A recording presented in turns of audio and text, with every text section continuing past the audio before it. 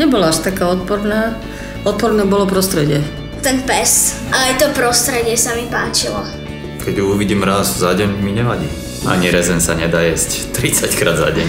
To je vtipné, na tom je to položené. Myslím, že mladých to neosloví. No, podľa mňa to je evidentné. Pani sa nepáčila. Nemusí sa páčiť každému za to, že mne pri tom Kofolu mám rada ako takú, ale tá reklama mi akože vadí. To neviem, Doga. Tomu tam okolo nás po tom parku lamače behajú, psíčkari všelijakí. Ale takéto čudo som tam ešte nevidela. Neviem, niekto sa za neho prezliekol, niekto malý nejaký trpaslík, alebo neviem. Šikovní grafici spravia neskutočné veci.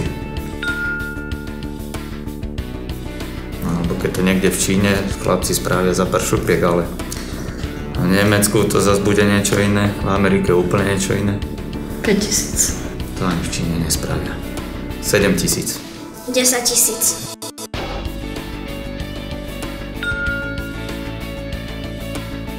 Všetko. Čakanie v rade, oblečenie, červený telefón. Všetko tam bolo super. Ale hovorím, tá sieťovka, to je bombastické. Keď môžu všetci čumeť, čo nesiem. Za našich časov tak bývalo. Som si pripomenula. Mňa to moc nebavilo. Reklama pekná, hej, všetko fajn. Tá retro mi akože nič moc tak nehovorí. Tak ma najviac to retro dostalo. No preto spravili potvory. Podľa mňa z archívu niečo použili. Takže toto nebude drahé. Za 3 to vzbuchali za 3000. Do 5 sa zmestili. 2000 asi.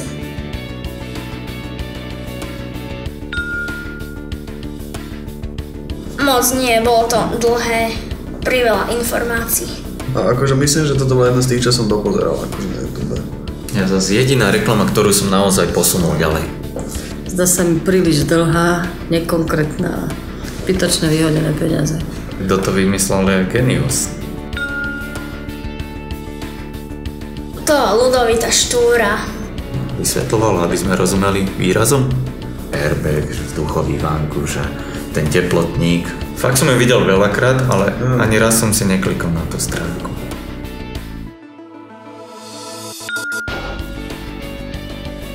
Silná reklama. Ide dobre na city. Je to na zamyslenie. Dosť. Nemalo to žiadne kudrlinky a také obkycavačky alebo niečo také. Strefa do černého. Je to na zamyslenie pre tie decka, ktoré neposlúchajú a nevážia si svojich rodičov. Poslať peniaze pre tie deti, ktoré nemajú rodinu. Ja som si tak predstavil svoje detstvo, že to by bolo strašné. Byť bez rodičov. Takže v podstate ja som šťastný človek. Ja by som poslal určite SMS-ku. Nejaké silnejšie pocity, to asi vo mne nezanechalo. Malo mi hovoriť, že som bezcitný, no, tak asi to bude tým. Milí, snažia sa pomôcť. Sú citliví. Čo keby som Spielberga podľa jeho filmov tam riešil. Že natočil Jurský park, tak má doma nejakého jaštera.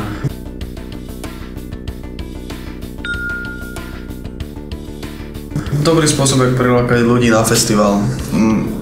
Tých hudobných. Čo to bolo? Ja som nechápala, čo tam ten lietal, alebo nejak tak, čo mal tam robiť a zrazu strih, že prídite na tie dni. Také zmiešané pocity som z toho mala. Podporovať umelcov. Potom mi napadlo, že to môže byť aj na sprej. Zabíjať muchy. Na tom konci to tak rýchlo vyšpleklo, že dojdete hodilo to tam program a koniec. Ten balancujúci, ten šašo tam bol príliš dlho, nemali byť tam kratšie a tá druhá časť naozaj, aby sa vedelo, kam sa má ísť. Keď sa niekto veľa peňazí v reklame skončí, aj keď bude majster sveta. Keď za reklamu dostane 100 000, tak má postarané. Oni vám tam budú vysietať na tých drátikoch, aj mistra Propera vám budú propagovať všetko.